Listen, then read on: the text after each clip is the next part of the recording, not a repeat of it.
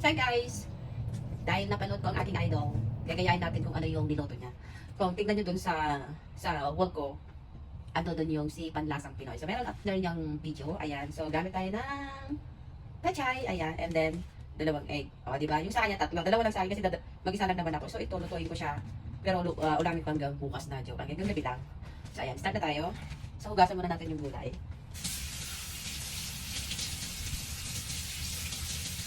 Ano na? Ayan, hugasan muna natin para hindi na natin ipasan mamaya. I-slice pa natin.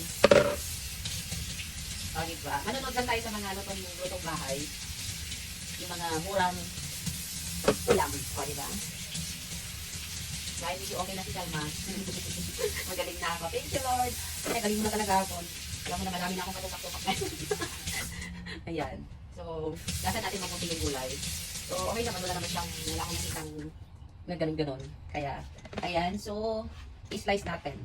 So, iganito lang natin. Ayan. Pechay na yan ha. And then, ganyan. So, hindi ko na ugasan yan kasi naugasan na.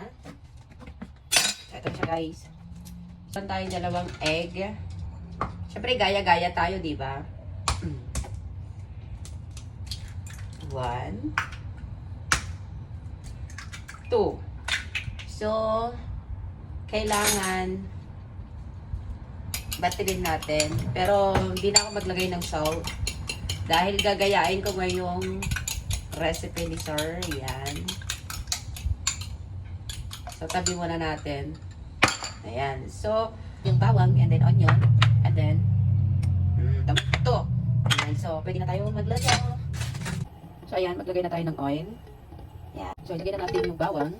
Ayan. So, ayan. Habang hindi pa gaano mainit yung mantika, lagyan na natin yung bawang para hindi siya agad-agad mahulog. Ayan. So, halo-halo lang natin hanggang mag-golden brown yung bawang. Ayan. Sige ka lang. So, ayan. Pag nakita nyo ganyan na color, hindi pa siya enough. Dapat yung talagang brown na brown. Hindi naman totally super brown na brown. Ayan. Ayan. Pwede na natin lagay yung onion. Ilagay na natin yung onion. So, konti lang yung nilagay ko. Kalahati lang yung nilagay kong onion, yung medium size. Pero yung kalahati lang. Ayan. So, habang hindi pa natin yung sibuyas, gaano, so, ano na natin yung tomato. Ayan. Lagay na natin yung tomato. Ayan. So, halo na natin. Ayan. So, kapansin mo, small lang, malilitis yung ginawa ko din sa tomato para mabilis ang maluto. So, lutuin natin siya ng mabuti itong tomato. Ayan. So, yun lang. So, ayan. Okay na siya. Ayan. So, lutuin pa natin mga 10 seconds. Ayan. O, diba? Diba? O, ganyan lang. Nagluluto. So, ilagay na natin yung pechay. Ayan. Lagay na natin. Ayan. O, diba? So, kakaluin na natin. So, mahirap maghalo dahil mag-isa lang natin kanay. So, ganyan ang gagawin ko. Ayan. Haluin na natin.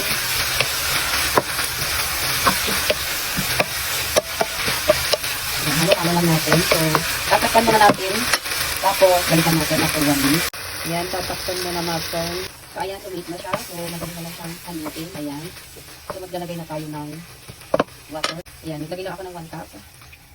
Tama na yung 1 cup kasi mag-isa lang naman ako kumain. Ayan. So, antayin natin kumulo. So, ayan, kumulo na siya. So, lagyan na natin yung patis or light sauce. Ayan. Then, maglagay na tayo ng black pepper. So, titikman na natin kung anong lasa. So, haluin muna natin. Ayan. So, napansin niyo yung sabaw niya. Ang sarap tignan, no? Oh, hindi ko. Kulang-kulang na lang sinigang ilagay. Masarap siya. So, titikman na natin kung anong lasa. Ay, masarap siya. So, ilagay na natin ito. Dahan-dahan lang, sinilin. Ayan, para perfect. Kagaya yung niloto ni Sir. Ayan. Ayan. Ayan. So, kita nyo. Dito na ito na yung aking itlog, o, diba? Ay, pwede pa lang gumaya ng recipe, ano?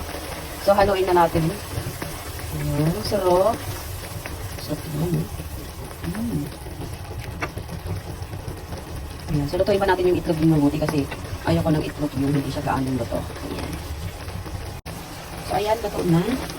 So, i-transfer na natin sa lalagyanan at kakain na tayo at titikman na natin ulit dahil meron siyang itlog. So, check ulit. Ang sarap. So, ayun guys, ang sarap. Usok, patayin ko na yung ano niya. Ayan, so ita-transfer na natin sa plate. Ang sarap pala ng lasa.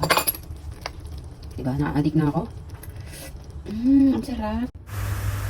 So, ayan, lagyan na natin sa plate at kakain na tayo dahil takam na kayong recipe ni Sir Panlasang Pinoy. So, ayan guys, follow pa mo. See you on next video. Bye-bye!